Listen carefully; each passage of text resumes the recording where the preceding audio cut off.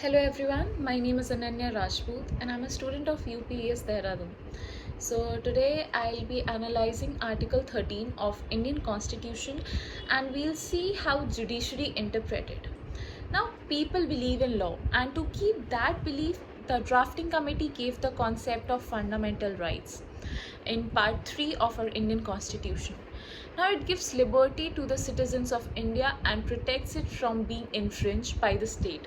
It also provides for the remedy if their fundamental right is violated.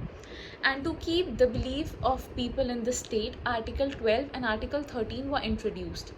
Now, Article 12 it gives the definition of the state and it tells about the responsibility the state has towards people and their fundamental rights, whereas Article 13 of the Indian Constitution presents itself in four parts, making the concept of fundamental right more powerful and giving it a real effect.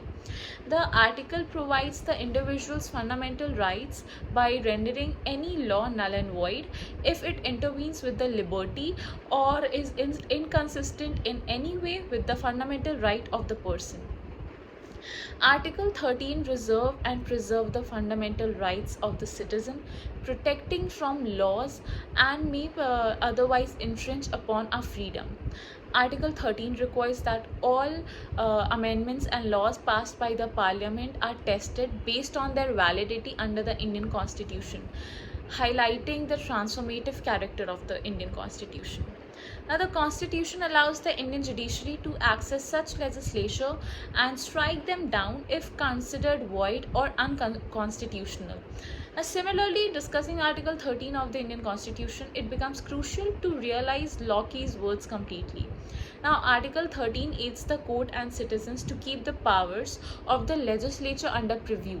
Article 13 of the Indian Constitution describes the means for judicial review. It enjoys a duty on the Indian state to respect and implement the fundamental right, and at the same time, it confers the power of the court to declare a law or an act void if it infringes the basic fundamental rights. Now, Article 13 is the guardian of rights, which is mentioned in Part 3 of our Indian Constitution. Now, Clause 1 of the same article emphasizes that all inconsistent existing laws becomes void from the commencement of the Constitution.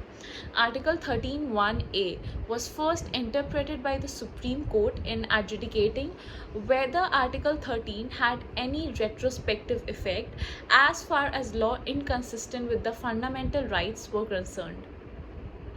There was a very famous case, Keshwananda Menon versus the state of Bombay, 1951, where it was a seven-judge bench, and the seven-judge bench was heard the appeal of a petitioner prosecuted under the Indian Press Emergency Powers Act.